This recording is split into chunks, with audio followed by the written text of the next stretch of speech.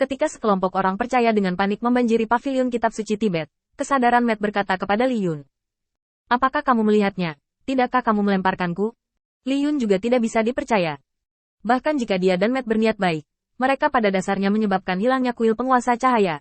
Tetapi penguasa cahaya tidak pernah menyalahkannya dari awal hingga akhir. Seolah tidak terjadi apa-apa. Ini membuat Li Yun merasa tidak bisa dipercaya. Dia benar-benar tidak bisa mengerti mengapa orang-orang percaya ini bisa mengikuti dengan sangat taat pada premis bahwa Lord of Light tidak menetapkan aturan. Jadi mereka tidak takut dikhianati oleh Lord of Light. Matt menepuk bahu Li Yun. Ya, aku akan mendukung Sai Lao. Lagi pula, tidak ada cara bagiku untuk melatih tubuh senjata ini. Lebih baik meneruskannya. Dengan mengatakan itu, Matt berdeham. Anda memberi saya tempat, tim penegak hukum, Wu Ming, datang ke sini untuk merekam semua latihan dan detail latihan. Tiba-tiba, sorakan lain meletus di kuil penguasa cahaya. Terima kasih, Kapten Penegakan Hukum. Ya Tuhan, apakah aku hidup dalam mimpi? Jika aku tidak bisa mempelajari metode Lord of Light, aku masih bisa mempelajari latihan Lord Wu Ming. Sial, sangat berharga melakukan sesuatu dengan Lord of Light. Aku bisa, jangan menunggu untuk merobohkanku. Buat 5. Bekerja untuk kuil penguasa cahaya. Ayo biarkan kamu pergi. Biarkan Kapten Penegak Hukum datang lebih dulu. Tidak peduli apa yang Matt katakan, dia juga bawahan Ares, Dewa Perang. Hanya dalam hal penglihatan, tidak ada yang bisa menandinginya. Pelemparan Matt memakan waktu lebih lama dari yang diperkirakan semua orang percaya, 2 hari. Selama seluruh proses, buku-buku yang dipadatkan secara sadar tanpa gangguan terbang keluar dan mendarat di rak buku yang agak kosong di pavilion koleksi buku. Melihat ini, Li Yun tidak ragu-ragu. Ketika saya datang ke pavilion kitab suci Tibet, saya melihat sekeliling, tetapi hati saya sedikit ragu. Mengapa Lord of Light membuat keputusan seperti itu? Sebelum Li Yun bisa mengerti, ketika dia melihat ke atas, dia melihat kata-kata yang ditinggalkan Qin Yi Chen di pavilion koleksi sutra.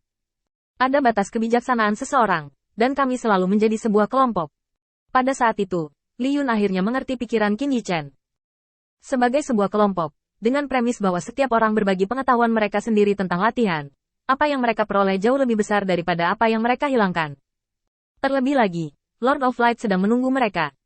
Ketika mereka memiliki kekuatan yang sama dengan diri mereka sendiri, mereka akan menjelajahi ketinggian baru bersama-sama. Meskipun ini akan memakan waktu lama untuk menunggu, mungkin perlu 10.000 tahun sebagai perhitungan. Tapi Lord of Light memberikan sikap dan kepercayaan mutlak pada orang-orang percayanya. Li Yun memejamkan matanya, dan dia akhirnya mengerti betapa tidak pentingnya dia bergabung dengan kuil penguasa cahaya untuk menghidupkan kembali penduduk kota.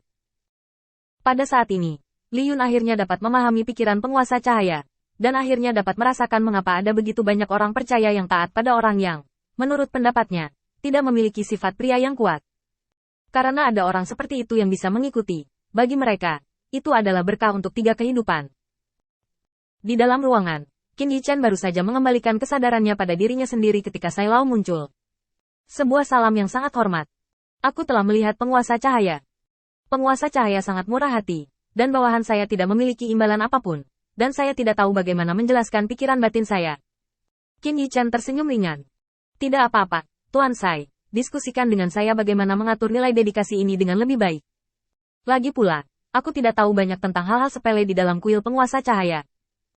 Aku ingin mereka menghabiskan waktu untuk meningkatkan kekuatan mereka sendiri, dan aku ingin menggunakan nilai dedikasi untuk memberi mereka inspirasi. Mendengar kata-kata Qin Yi Chen, Sai Lao berkata dengan cepat. Interior pada dasarnya telah stabil sekarang, dan ada orang yang dapat mengatur segalanya, dan bergegas ke nilai dedikasi takut itu akan mengganggu tatanan yang ada. Lebih baik, taruh di bidang bintang ekspedisi. Meskipun kami memiliki pijakan di wilayah bintang Changlan sekarang, kami tidak dapat berhenti di situ. Kami harus mencoba untuk menduduki wilayah bintang terdekat sebanyak mungkin. Dengan hanya satu wilayah bintang Changlan, garis depan kami tidak cukup dalam. Qin Yi Chen mengangguk. Yah, ekspedisi Star Territory dihitung sebagai satu, dan detail spesifiknya untuk kamu selesaikan. Karena tidak ada yang memotivasi mereka secara internal, maka menurut kekuatan mereka saat ini, setiap kali mereka meningkatkan kekuatan mereka, berikan mereka beberapa nilai dedikasi dan menjadi ksatria. Hadiah yang dapat Anda selesaikan terlebih dahulu, beri mereka motivasi. Setelah pemahaman yang begitu lama, Qin Yi Chen juga memiliki pemahaman dasar tentang orang-orang di dunia ini. Apalagi burnout yang ada di lubuk hati orang-orang ini bisa dikatakan cukup emosional. Semua kultivasi terkait dengan garis keturunan. Tanpa garis keturunan, itu bukan apa-apa. Bahkan jika Anda memiliki bakat, Anda tidak akan mendapatkan sumber daya. Qin Yichen baru saja mengatakan hal-hal ini hanya untuk membuat mereka memunculkan ide untuk meningkatkan kekuatan mereka lagi. Hanya dengan cara ini mereka dapat tumbuh pada tingkat yang lebih cepat. Sai Tua mengangguk. Ya, bawahan ini pasti akan menangani masalah ini dengan baik dan memenuhi harapan tinggi Tuan Guangzhou. Qin Yichen melambaikan tangannya. Ketika saya tidak berada di kuil guru cahaya, Anda semua bertanggung jawab atas situasi keseluruhan. Jika Anda benar-benar ingin mengambil kredit, Anda masih di depan saya. Hal kecil ini dapat dianggap sebagai kompensasi untuk Anda. Qin Yichen tahu betul bahwa sebelum dia memutuskan untuk mengembangkan kuil penguasa cahaya, semuanya diputuskan oleh Sai Lao dan yang lainnya. Berkat mereka juga kuil penguasa cahaya tidak runtuh. Jika kuil penguasa cahaya runtuh seperti ini, Qin Yichen sekarang akan menyesalinya.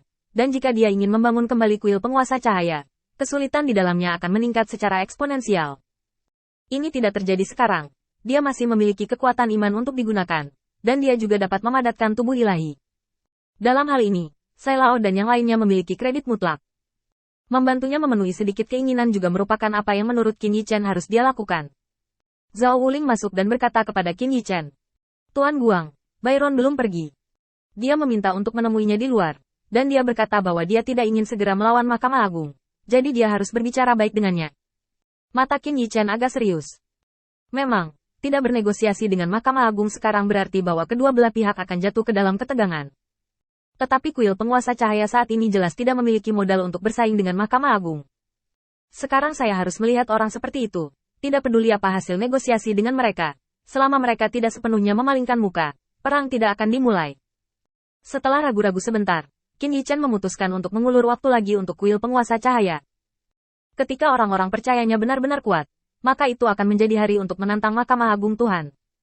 Lupakan saja, bawa dia ke aula utama, dan aku akan melihat obat apa yang dijual orang ini di labu. Zhao Wuling ragu-ragu sejenak dan berkata kepada Qin Yichen. Tuan Light, Byron sangat berhati-hati, kamu harus berhati-hati.